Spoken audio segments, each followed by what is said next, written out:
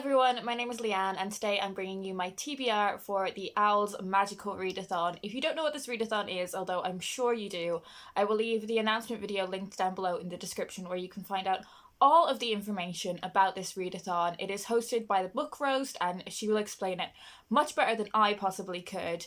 But essentially this is a super fun readathon where we are all working towards a particular Wizarding World career. And our first step in working towards that career is getting our OWLs, our OWLs, our Wizarding World exam qualifications, the qualifications you would get if you went to Hogwarts. I think around August time there is then the Newts, which is like the next level up, your next set of exams, and some of those subjects have prerequisite OWLs. The career I would like to do is a Quidditch referee. Last year I qualified as a broom maker, so I'm trying to follow on in that theme. So the subjects I'm going to need in order to qualify as one of those are Ancient Runes, Charms, History of Magic, and Transfiguration. Each subject has a prompt attached to it, and actually when I started going through my bookshelves, I really struggled to find books to fit these particular prompts, and I did consider just picking a different career to make it easier for myself, but I have decided that I'm going to try and get a qualification in all of the other subjects as well. So the books I'm planning on reading at the moment, I do have some options that I can switch in and out if I would like. We'll see how my reading goes for the rest of the month. So to get an owl in Ancient Runes, you need to read a book that has a heart on the cover, and I struggled to find one so much, but eventually I found It Only Happens in the Movies by Holly Bourne, and this has a heart just in that O. I've read a few of Holly Bourne's books before and I really enjoy her writing, but I've not read one of her books in a couple of years. This is a YA romance between Audrey and Harry seems almost too good to be true. He's like something out of the movies. To get qualifications in Charms, you need to master the spell Lumus Maxima or read a book that has a white cover, and for this I have gone for Kindred by Octavia E. Butler. It's not entirely white, but I'd say the dominant colour on this cover is white. This book begins in the mid-1970s and follows Dana, a character who would like to be a writer, but she is transported back to the 1800s where she is assumed to be a slave. Whenever people talk about this book, I always hear them refer to it as like a masterpiece, so I feel like it's one that I should really get to. To get a qualification in History of Magic, you need to read a book that either has witches or wizards or both, and I really struggled to find a book for this that I hadn't already read. I'm not a big fantasy reader, but I am going to be reading Beyond Platform 13 by Sybil Pounder and Eva Ibbotson.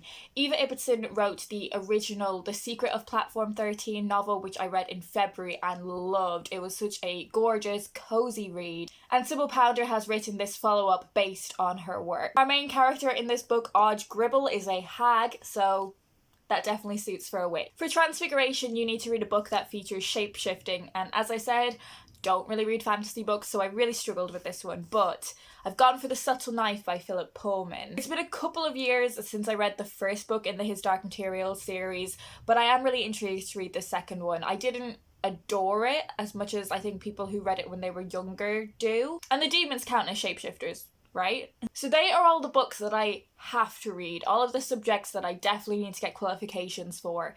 But I do want to try and get qualifications in all of the other subjects as well. To get a qualification in arithmancy, you need to read a book from outside of your favourite genre. Not too long ago, I did the genre book tag where I spoke about some of my favourite and least favourite genres, and the genre that I mentioned having basically no interest in reading was horror. So I'm going to try and read Bunny by Mona Awad. I think this is horror. I know that it is set in an American university and this girl ends up in this like friendship group that is almost like cultish called the Bunnies. That's all I really know about this one. Next up we have astronomy, and to get a qualification in this you need to read a book when it is dark outside, and I figured I would just pick like a short book that I could read in one night. So I have gone for Treats by Lara Williams. I read her novel Supper Club earlier this year and I really liked it. It wasn't one of my favourite books, but I really loved Lara Williams' writing style. This is her short story collection that came out a couple of years ago and I'm really intrigued to read more of her writing. For Care of Magical Creatures, you need to read a book that has a beak on the cover, and I actually had a lot of options for this one, but I have gone for Asha and the Spirit Bird by Jasbinder Bilan. There's a bird on here, the bird has a beak, there's bird in the title. It's published by Chicken House.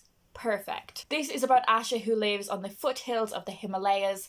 One of the main problems she has in her life is how much she misses her father, who works in the city, and he sends back money for Asha and her mother.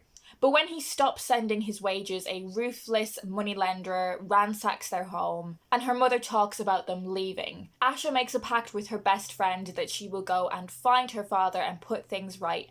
But of course, there is a lot of danger and magical elements along this journey. It's a stunning cover. I've heard lots of good things about this book, and it just really, really intrigues me. To get a qualification in Defense Against the Dark Arts, you need to read a book that is set by the coast or at sea, and for this I've gone for The Beach Hut by Cassandra Parkin. I don't know too much about this book, other than I've read a lot of good reviews about it, and it is about a pair of siblings who want to fulfill a childhood dream of building an illegal beach hut, and it's set on the Cornish coast, so it definitely fits this prompt very well. For divination, you had to use a random number generator to select your book, and I counted up how many books I had left unread, discounting these books. If you don't know, I don't actually have the entirety of my TBR with me. I am currently at my mum's house. If you don't know why, I'll leave that video linked in the description. So I don't have all of my books with me, but the book that the random number generator selected was A Study in Scarlet by Arthur Conan Doyle. I'm really glad that there is a classic on my TBR,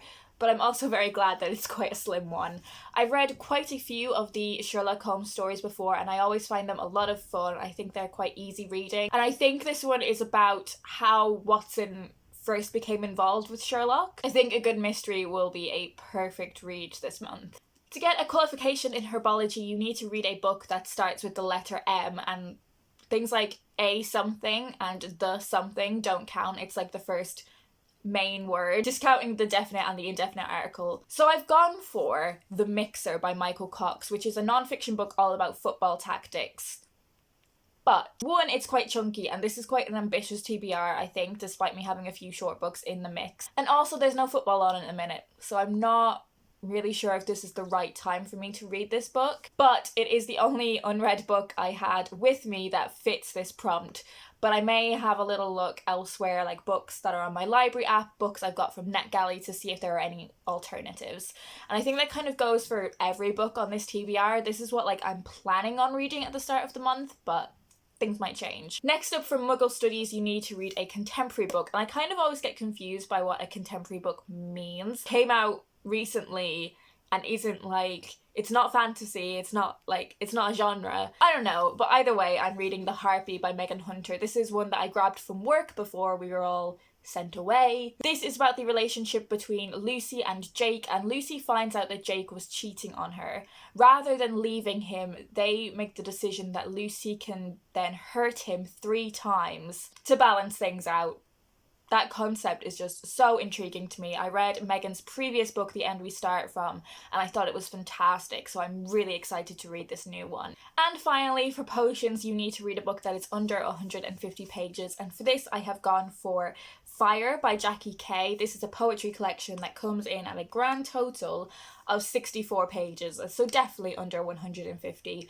I've read quite a bit of Jackie Kay's writing before. I read her novel Trumpet, and I've read a bit of her poetry as well. And I believe this collection deals a lot with her experiences being of Nigerian heritage, but being adopted by parents from the Scottish Highlands. I've loved all of her writing that I've read before, so I'm sure I will love this as well. So there we have it. This is my planned TBR for the Owls Readathon.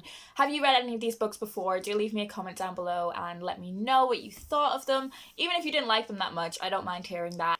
Are you participating in the Owls? What career are you working towards? Let me know in a comment down below. And as ever, all of the books that I've mentioned will be linked in the description as well if you want to find out more about them. I hope you guys are keeping safe and well, and I will talk to you in my next video.